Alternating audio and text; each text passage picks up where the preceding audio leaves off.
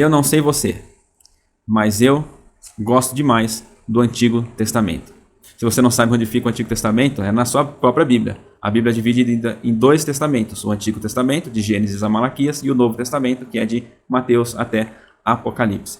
Por que eu gosto muito do Antigo Testamento? É ali que eu encontro personagens incríveis, personagens que narram a coragem deles, a história de fé deles, que às vezes pessoas que Deus levantou, que mudaram a nação, mudaram o rumo da história, que enfrentaram grandes guerreiros, enfrentaram batalhas épicas ali também, sem contar as histórias, né, que nos envolvem histórias de milagre, histórias de superação, histórias de guerras, de batalhas, histórias que nos mostram a providência, a soberania de Deus sobre os personagens, sobre a história do seu povo Israel, e não só do seu povo Israel, mas a história de toda a humanidade. Mas eu sei que talvez, assim como eu, você tenha algumas dificuldades de encarar o Antigo Testamento. Por que eu vou ler um monte de livros que falam sobre leis de sacrifícios, leis de roupas, leis de alimentação, animais puros, animais impuros, sem contar aquela lista interminável de genealogia, que é às vezes cansativo, fulano gerou ciclano, ciclano gerou fulano, né, e assim por diante, sem contar quando a gente entra nos profetas. Os profetas é uma grande incógnita para a gente, né? Às vezes a gente lê profecia contra Moabe, contra Edom, contra Amon, Filístia, Israel, Judá, depois vai e volta, e às vezes a gente fica perdido, aquele monte de figuras, de metáforas que são usadas também, se aquilo é literal, se é futuro, se já aconteceu, se não aconteceu. Eu sei que existem muitas dificuldades, mas eu gosto demais do Antigo Testamento, né? Por que também? Porque ele apresenta um pano de fundo histórico, né, com base no qual nós somos capazes de entender também o Novo Testamento. Não sei se você já reparou, se você já fez essa contagem, mas o Novo Testamento tem cerca de 600 referências ou alusões ao Antigo Testamento. E aliás, quando Paulo escreve lá para Timóteo, em 2 Timóteo 3,16, toda a escritura é inspirada por Deus e útil para o ensino, para a correção, para a repreensão, para a educação na justiça, a fim de que todo o homem de Deus seja perfeitamente preparado, qualificado para toda boa obra. Que escritura Paulo tinha em mente quando ele fala com Timóteo? Toda a escritura é inspirada por Deus e útil.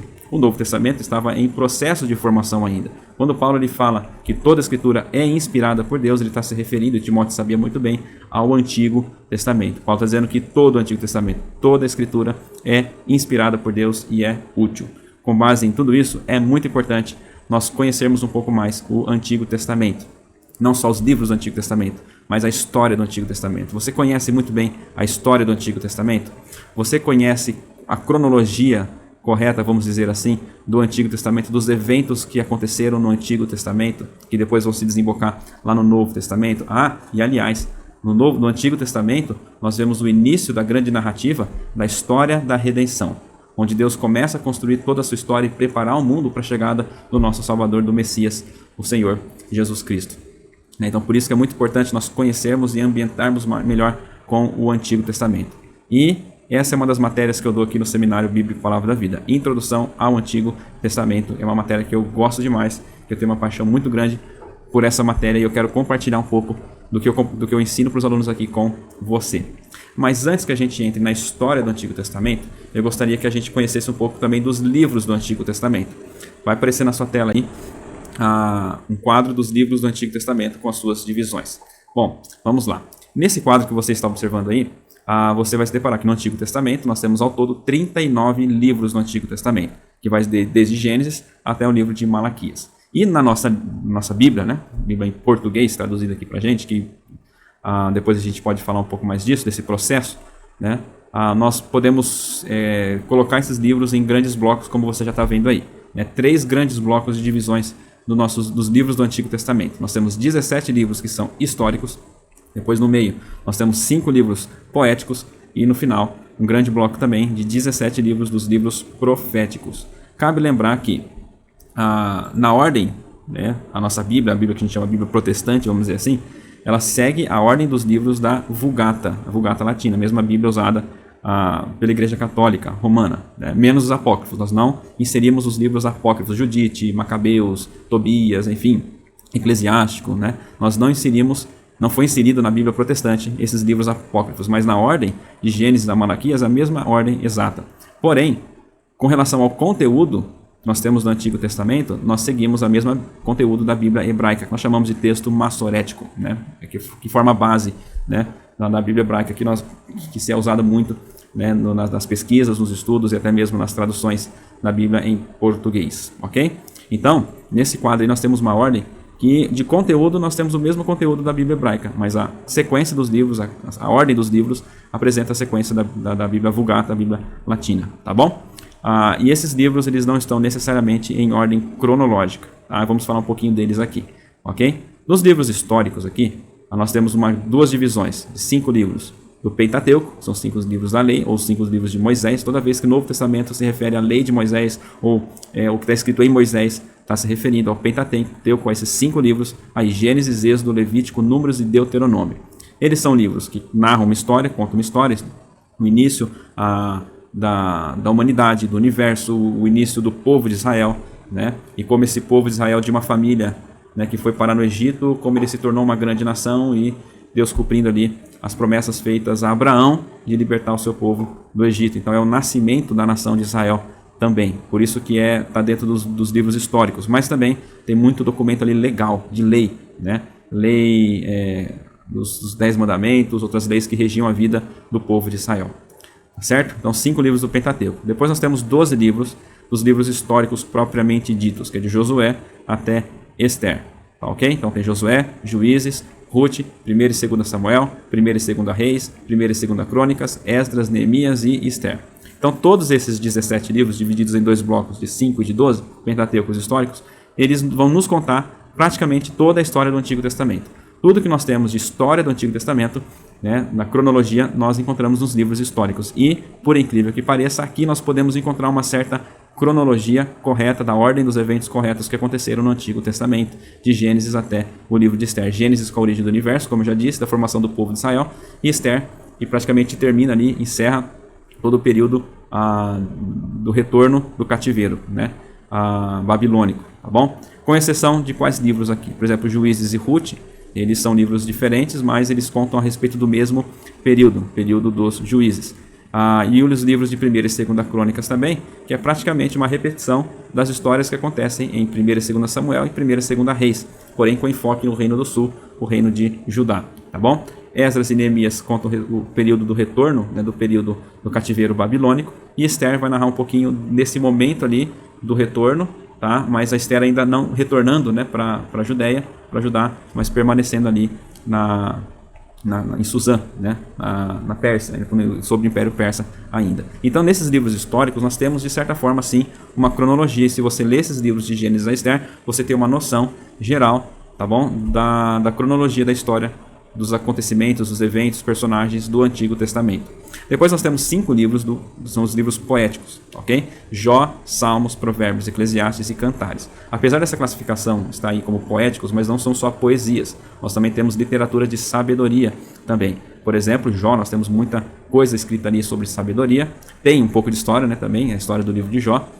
Mas Provérbios e Eclesiastes são 2 livros que são ricos em uma literatura que a gente chama de sapiencial, uma literatura de sabedoria. Mas temos poesias também em Salmos, temos poesias em Cantares também, que é um livro mais romântico, né, contando o amor no casamento. Então esse forma o bloco. O que nós temos a cronologia aqui, né, desses livros de Jó até Cantares, principalmente de Salmos a Cantares, né, nós temos muito do que foi escrito acontecendo nos períodos do reinado de Davi e de Salomão. Não só, tá bom? Porque tem os salmos que foram escritos pelos coraitas, por exemplo, tem salmos de Moisés, né? Jó provavelmente, né? A história de Jó aconteceu junto com os patriarcas ali, Abraão, Isaac, Jacó, tá? Mas a grosso modo, a boa parte dos livros poéticos foram escritos nesse período aí do Reino Unido, tá bom? E depois nós temos uma grande divisão dos livros proféticos, tá ok? São 17 livros também, em 2 divisões, né? 5 profetas maiores, porque escreveram mais, não porque eles são maiores de estatura, mas porque tem conteúdo maior, e 12 profetas menores. E cabe lembrar aqui que os 12 livros que nós temos dos profetas menores, na Bíblia hebraica é um livro só, chamado os profetas, se não me engano. Eu acho que é isso.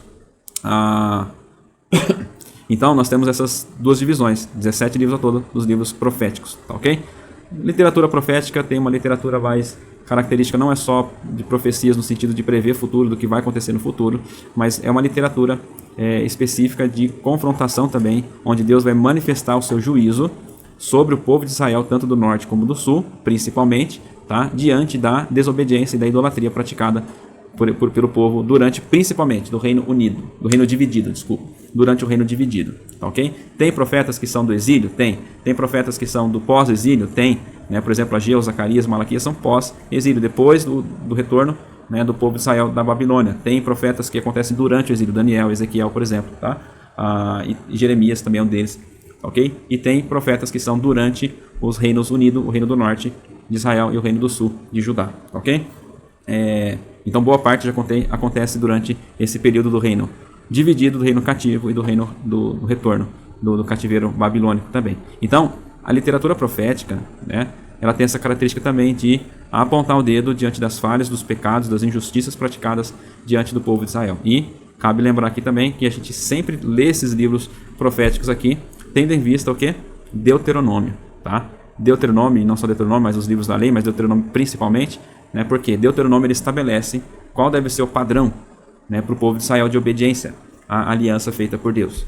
Os livros históricos descrevem como o povo viveu à luz dessa aliança. Nada bem. Por isso que Deus levanta os profetas, que diante da aliança que o povo de Israel estava quebrando, os profetas são levantados para acusar, né, os pecados diante da aliança que Deus havia feito. Vocês quebraram a aliança com Deus e agora o juízo aguarda vocês se vocês não obedecerem, se vocês não voltarem para os caminhos do Senhor, tá bom? Então nós temos aqui todos os 39 livros do Antigo Testamento. Eu não vou dar enfoque, tá, sobre o panorama de cada um desses livros aqui, porque você encontra muito material bom, excelente na internet. Um deles é Bible Project, eu acho que eu falei certo, que você encontra no YouTube. Ele tem vídeos muito legais, muito bacanas, tá, que vai dar o panorama geral de cada livro da Bíblia e do Antigo Testamento. E por onde que vai entrar aqui o nosso conteúdo, nosso estudo aqui, tá bom? Vai entrar na história do povo de Israel, na cronologia histórica do povo de Israel, não dos livros da Bíblia. Então tá aparecendo para vocês aí mais um quadro da cronologia. Eu coloquei aqui uma cronologia geral, né, que abrange o Antigo Testamento. Então se você olhar ali de origens, patriarcas, o êxodo, conquista, juízes, reino unido, reino dividido, reino cativo e retorno, é todo o Antigo Testamento. Depois nós temos o período interbíblico, tá? Que é o período de 400 anos ali, que basicamente é a ascensão da Grécia e o início do Império Romano. Aí depois dos 400 anos nós temos a vida de Cristo, que é narrada nos Evangelhos. Praticamente ali eu coloquei para arredondar, tá? 40 anos da vida de Cristo, que narra um pouquinho antes também, né, do nascimento de Jesus. Mas a vida de Cristo, período de aproximadamente aí 40 anos. E também a era da igreja, mais um período aí de 50 anos, que lá para o ano 90, o ano 100 depois de Cristo, é quando nós terminamos ali a história do Novo Testamento, no início da igreja e os principais escritos dos apóstolos ali também. Então a gente não vai caminhar com o período interbíblico, nem com a vida de Cristo, nem com a igreja. Talvez o período interbíblico a gente possa inserir em algum momento, mas o objetivo, momento posterior, mas o objetivo principal dessa série de estudos é apresentar para vocês um panorama histórico do povo de Israel, da nação de Israel, da história do Antigo Testamento. Então nós temos ali 9 períodos que nós vamos caminhar. Período das origens, tá? Um período que é aproximadamente 2.400 anos. É difícil a gente datar, tá, certinho quanto tempo durou esse período, tá? É um dos mais imprecisos, um período muito longo e pouca coisa escrita a respeito dele. Depois adentramos no período dos patriarcas, com Abraão, Isaac e Jacó, um período de aproximadamente 250 anos.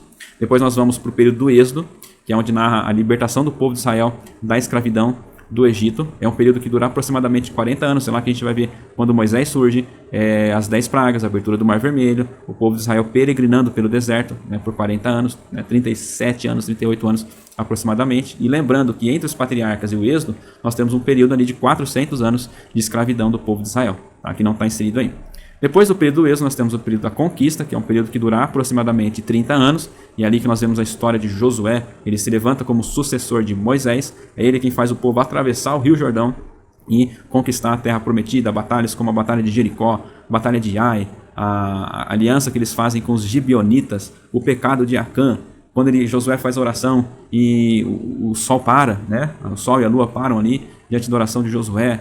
É o período que narra também a divisão das terras em cada tribo, terra prometida, cada tribo recebendo a sua herança. Depois da morte de Josué, nós temos o início do período dos juízes, um período que é aproximadamente 300 anos. É um período de trevas do povo de Israel. E se você já leu o livro de Juízes, você com certeza já viu aquela famosa frase: naqueles dias não havia rei em Israel, que cada um fazia o que achava certo aos seus próprios olhos. E esse é o período de Juízes, e é ali que a gente vai encontrar grandes histórias também de grandes personagens, grandes heróis como Otoniel, Eude, Débora e Baraque, Gideão, Jefité, Sansão, enfim, tantas histórias que nos inspiram muito.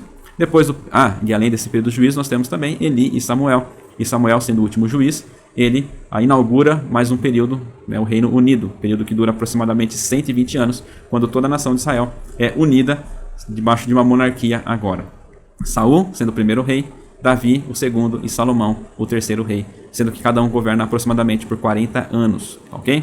Depois da morte de Salomão, devido aos pecados deste, de idolatria principalmente, Roboão assume o trono e é ali que acontece a divisão do reino. Roboão reinando no reino do sul, permanecendo fiel à dinastia de Davi, conhecido também como o reino de Judá, e Jeroboão I governando sobre o reino do norte, conhecido também como o reino de Israel ou Efraim, reinando sobre 10 tribos. Okay? Então temos a história da divisão do reino. O reino do norte dura 209 anos e o reino do sul durando 345 anos aproximadamente. Os dois reinos se encerram, o reino do norte primeiro, sendo exterminado praticamente pela Assíria, o Império Assírio invade e devasta o reino do norte, e o reino do sul sendo invadido e sendo levados como exilados para a Babilônia, pelo Império Babilônico, obviamente. Então eles invadem e isso dá início ao período do cativeiro babilônico, o período que foi profetizado por Jeremias, que duraria 70 anos. Após esses 70 anos, o Império Babilônico cai, o Império Persa assume o poder e agora eles estão liberados por um decreto emitido pelo imperador Ciro, pelo rei Ciro, permitindo o retorno do povo de Israel para Judá e reconstruir ali o templo, reconstruir a cidade, reconstruir os muros. E temos ali grandes personagens, por exemplo, como Esdras, Neemias, Zorobabel, que narram esse período, que dura aproximadamente 100 anos, ok? Que se encerra praticamente ali depois da reconstrução dos muros de Jerusalém e como que era a vida ali do povo de Israel, no finalzinho praticamente ali do Império Persa e o começo do Império Grego. Então esses são os períodos que nós vamos navegar ao longo dos próximos estudos. Eu espero que você acompanhe até o final, semanalmente, e não se esqueça, em algum lugar ali do vídeo ou pessoalmente dos nossos grupos ali particulares, nós estamos à disposição. Você pode colocar suas dúvidas, suas sugestões, para a gente poder trabalhar num conteúdo muito bacana, muito legal para vocês. Essa aula aqui, esse vídeo, esse estudo é só uma introdução e a partir do próximo a gente vai entrar no primeiro período já, o período das origens. Acompanhe aí com a gente. Forte abraço, fiquem com Deus.